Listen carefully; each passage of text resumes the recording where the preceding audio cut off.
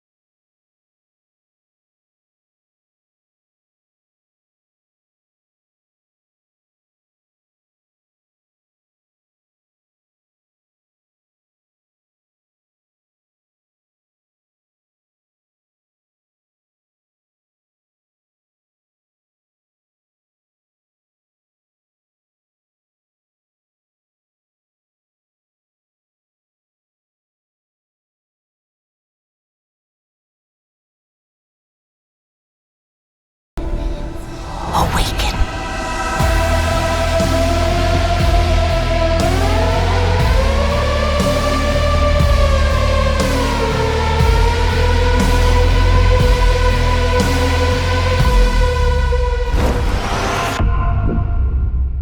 Arrakis is a test, is what the Fremen say.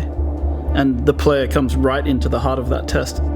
Dune Awakening is a survival game at the base level. And it begins like a traditional survival game, you know, like you're looking for water, you're looking for shelter. You know, where will you find water in the desert? Will you take it from others? So when we talk about survival, sure, we start with the basic kind of survive. And then when you've survived long enough, it's now time to think about political survival and how you progress within the universe. The approach we take when building a world like Arrakis is we kind of have to think about where are the stark lines and how do we draw these epic spaces? How do we make them feel huge and the player feels dwarfed by everything they see around them? The intention was every time we saw the desert, it was highly brutal, and if you went out into the desert without the right protection and without the right knowledge, that it was sure death. If we looked at references from some of the hottest deserts in the world, the visuals that we saw from those deserts weren't enough. We needed this world to be even harsher. So we've been working with Legendary since the very beginning. They've been very generous with sharing with us assets from the film and allowing us to see things from the film and allowing us to really understand the vision that Denis Villeneuve has for the world and his characters and the way he's grounding Arrakis. But of course, a game is a much larger scale, so we need to expand upon that vision.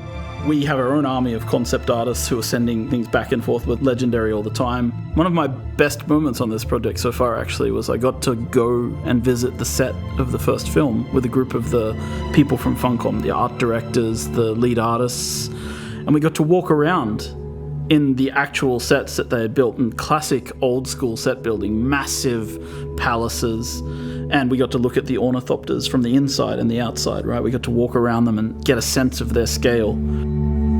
Well, I think what they had done really well is they'd been quite inspired by the world that we had built in Dune Part 1. Now, on a film, you're sort of led on a journey by the director and by the script, whereas in a game, you have the opportunity to sort of create your own narrative and create your own journey. The most exciting aspect for me is the fact that you can take what you've enjoyed and loved and you can build your own stories and your own places. And that to me is the ultimate goal, is to have, complete control. Using Unreal 5 to create a game is obviously one of the better choices. Unreal 5 gives us flexibility through the blueprinting system. It allows us to handle amazing graphics through the rendering system, the lighting system such as Lumen. Lumen technology allows proper light bouncing. If I had to say one thing in the game that really benefits from Lumen, it's player crafted spaces. In our case, it's like you build a room and you place a window, and the window lets in natural light, and the light will fill the room in a way that feels real. And That technology hasn't existed before. Before Unreal 5, in the olden days, you had to use what we called the LOD system. And that meant that you had to create assets at different LOD levels, so it doesn't slow down everybody's computer. With Unreal 5, we have this new technology called nanite that breaks things down into the right amount of polygons at the right distance. So for us, as a company, this has made an amazing difference to the visual detail of the world.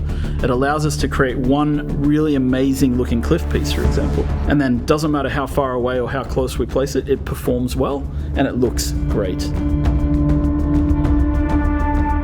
Where Unreal worked for us on Dune was that it was a fantastic pre-production and planning tool.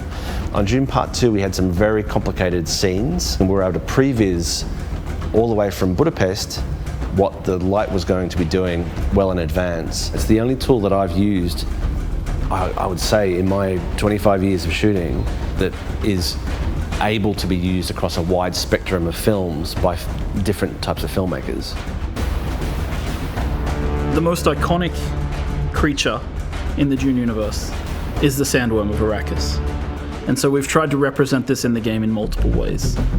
So as a player, your first steps on the open sand, you hear the hiss of the sand in the distance as a sandworm begins to move towards you. And when it gets close, you hear the roar as it erupts from the sand nearby. And at that point, you have only seconds to live if you cannot make it to rocky ground. So this is your first experience with sandworms. And these are the little ones.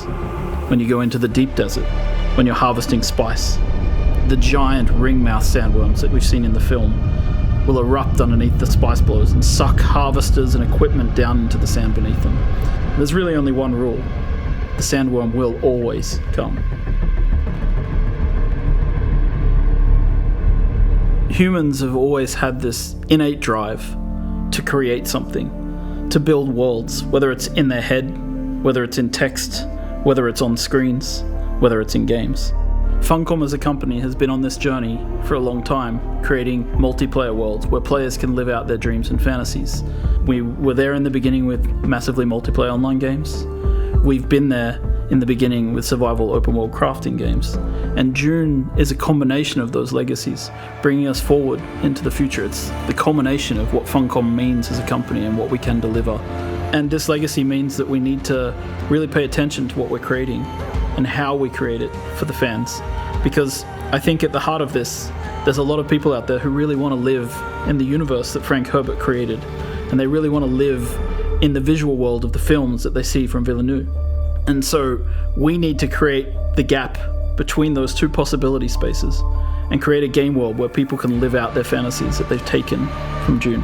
And yes, it's a huge legacy, and it feels at times extremely overwhelming, but we really hope that we can deliver something for everybody.